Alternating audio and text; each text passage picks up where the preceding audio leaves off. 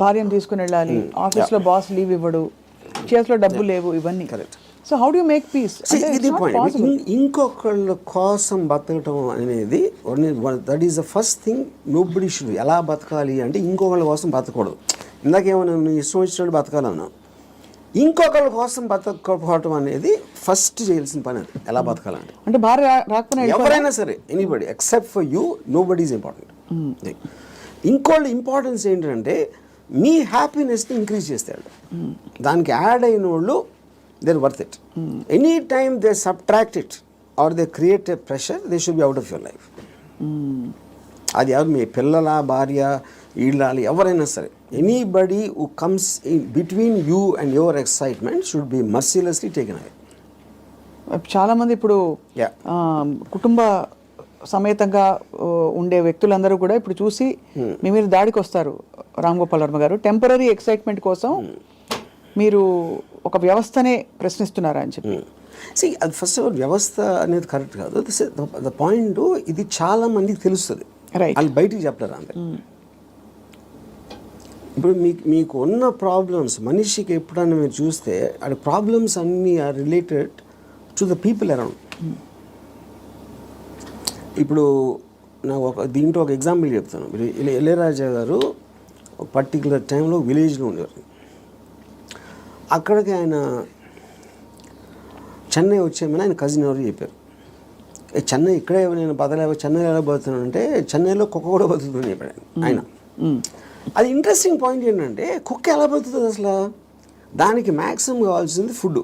అది ఎక్కడో చెత్తకుండిలోనో, ఎక్కడో అక్కడో హోటల్ బయట ఎక్కడో చోట ఏదో ఒకటి దొరుకుతుంది. It keeps living. అదే కుక్కకు ఫ్యామిలీ ఉందనుకోండి, ఆ పిల్లలకి వెళ్ళి పెట్టాలి, అది పెట్టాలి అంటే that becomes the pressure. Pressure point మీకు ఎప్పుడు రెస్పాన్సిబిలిటీస్ మీరు తీసుకున్నప్పుడు ఉంటుంది. ఇప్పుడు నీషే ఏమనంటే, like a camel is man, ఈ kneels and lets himself be laden with burdens of responsibilities, you know, and then when the going is tough, he says, yeah, life is hard to bear, but all he has to do is to shrug the load off and run. ఇప్పుడు షగ్గింగ్ the load అంటే మనకేంటి, ఎంతసేపు పిల్లల్ని చూసుకోవాలి, తల్లిదండ్రులు చూసుకోవాలి, పక్కన చూసుకోవాలి, వాళ్ళని చూసుకోవాలి అని ఈ రెస్పాన్సిబిలిటీస్ అన్నీ పెట్టి అదే మహానుభావుడు అని మీకు ఒక లేబుల్ వేసి పెట్టారు. కాబట్టి మీ మనసులో మీకు ఇష్టం లేకపోయినా అది మీరు చేస్తారు. అది చేసినప్పుడు ఏమవుతుంది, the negative energy will be building inside you, because you are doing what you are suppose to do, not what you want to do.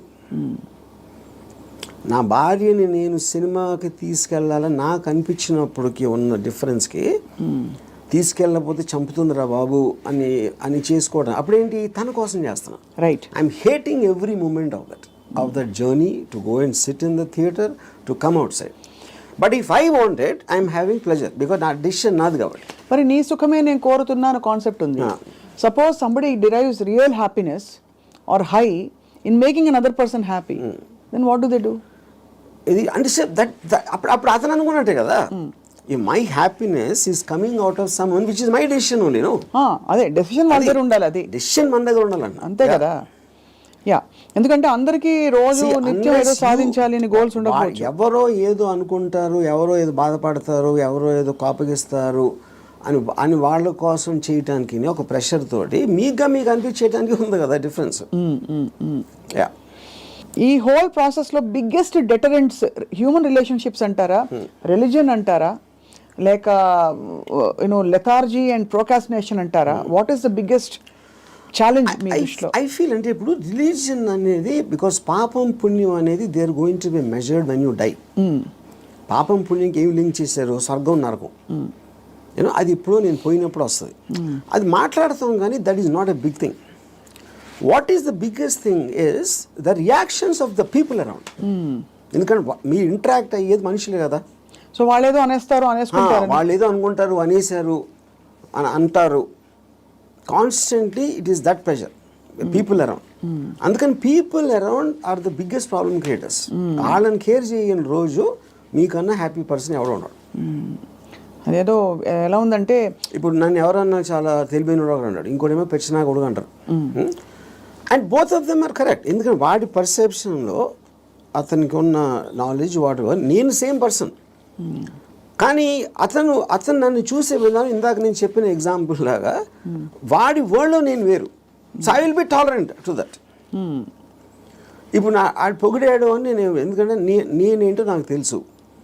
నేను అనుకునే దానికన్నా మీరు ఎక్కువ పొగిడితే మీరు ఫూల్ అనుకుంటాను, నేను అనుకునే దానికన్నా మీరు తను క్రిటిసైజ్ ఎక్కువ చేసినా ఫూల్ అనుకుంటాను.